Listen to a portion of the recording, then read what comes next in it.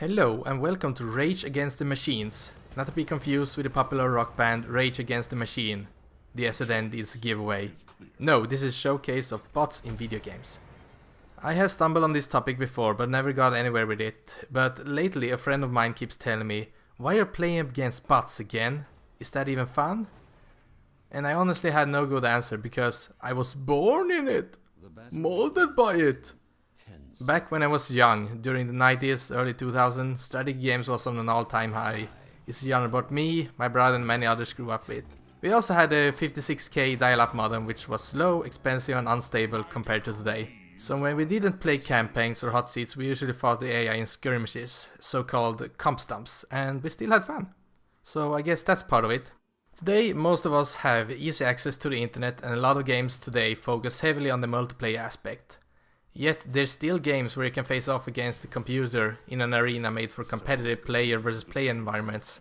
So this video series is a look at what's up for offer and if it's still fun playing against bots in a game, and if there are more like me who enjoys brawling against the AI. First up is Blizzard Entertainment's own Heroes of the Storm.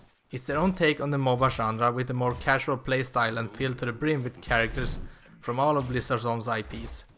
Tracer from Overwatch, Arthas from Warcraft, Tassadar from StarCraft and Diablo from... well, Diablo. This game I'm playing as Alarak from the latest StarCraft expansion Legacy of the Void. We'll also see in this matchup a Murloc, a Siege Tank and even Ragnaros, among others.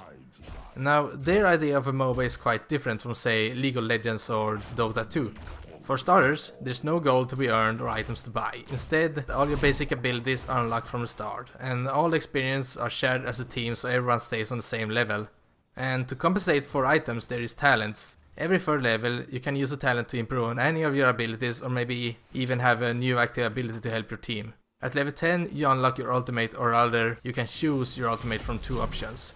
This makes for a more varied experience from game to game while also making it easier for the player to focus on the basics instead of number crunching in the middle of a match. The other part that differs from traditional MOBAs are the map pools. Usually there's one single map with 3 lanes and a base at each end. Heroes have 13 different maps. And really mean different because every map has a hook to it, a unique objective that's more or less crucial in order to secure your victory. For example this map, Towers to Doom. At time intervals there will pop up altars around the map. You need to capture them in order to damage the enemy's core. The number of forts you control indicates how much damage you do, so the more forts you capture the better. This makes Heroes of the Storm a team-based brawler that relies heavily on objectives and less of how well a lone player does. As shown by my skills right there, I mean look at it. And that's so... I don't know what to say actually. And you noticed I missed some combos right there. It's a hard combo using the WQ with Alarak. But when you finally get it, it's a great feeling. But enough of that, what about the bots? Well, they are surprisingly potent at times. In the early laning phases, especially, they can hold their ground as a group and can pick off players who are not careful or overextending. If it's a one-on-one situation, then the player often has an advantage though. Here's the thing, since Heroes is an objective-driven game, the bots will also aim for it. They will contest and often do so in groups. Early game, they are fierce, since both teams are on an even playing field. And if you are called out alone, or the other team members think that pushing the lane is more important than bombing the base, then the bots will easily swarm you. If you don't see them in the lane, they are likely capturing a point or emerging the camp behind your back. Mid to late game may look a bit different depending on how pushed back they are. They aren't going to just throw themselves at points if their core is pushed. On this map it works a bit differently, but they still want to group up and regain control over lost ground. This means that your team usually can capture objectives more easily or just push for a win.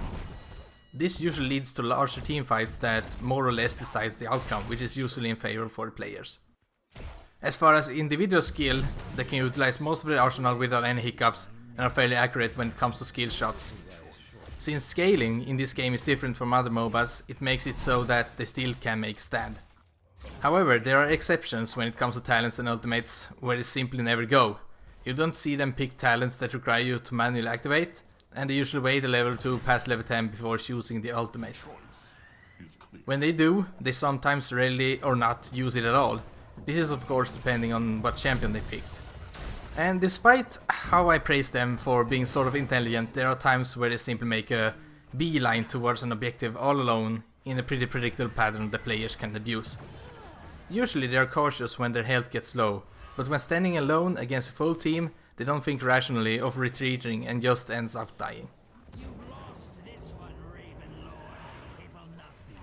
Bottom line is, if they are alone, they are mostly harmless since they usually get tunnel vision and attack the nearest hero or run away. If they group, however, the tide turns. A normal scenario you can usually see is when you get a big push to the core or almost to it, and your team is low on health, maybe someone died or another one is going back to base. Then suddenly out of nowhere you see 5 bots chasing the ones who stayed too long and they end up dying. Give them a finger and they bite down on it. It all comes down to your teammates. The bots know that taking an objective is important.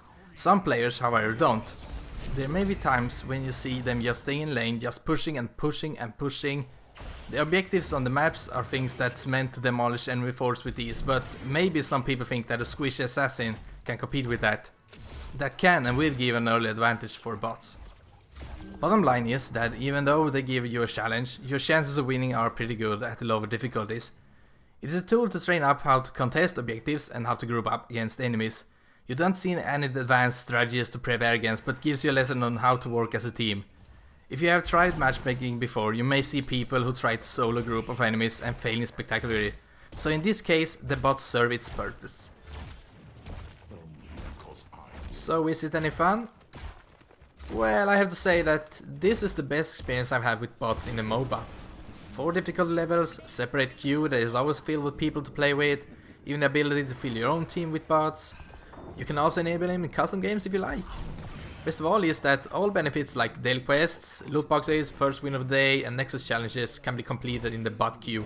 It's faster, less rage inducing and gets you a win on the scoreboard, all while leveling up your characters. It's a pleasure playing against these bots. And there you have it. The first of hopefully many videos that showcase something that many maybe overlook in the game. I don't know if people will change and try it out since they are still stuck in their solo queue mentality and that bots are for babies. These vids may not be for them, but it's just something to stick in my friend's face and say, see that? That's why. It's also a bridge to the single player aspect of the game that's heavily, if not only focused on multiplayer. See it as a tool to not only try some new tactics, combos, build orders, etc. but also something that may relieve you some stress. We all have been there, getting angry and rage quitting because something didn't work out. You get salty, everyone around you gets salty, and your keyboard pays the price. That's what the bot mode is, a relaxation tool. You don't stop playing, just take a break, without some of the irritating elements you find in random groups. See it as a single player in the multiplayer. Alright, that's me done. Be sure to follow if you want more videos like this, and I'll see you next time.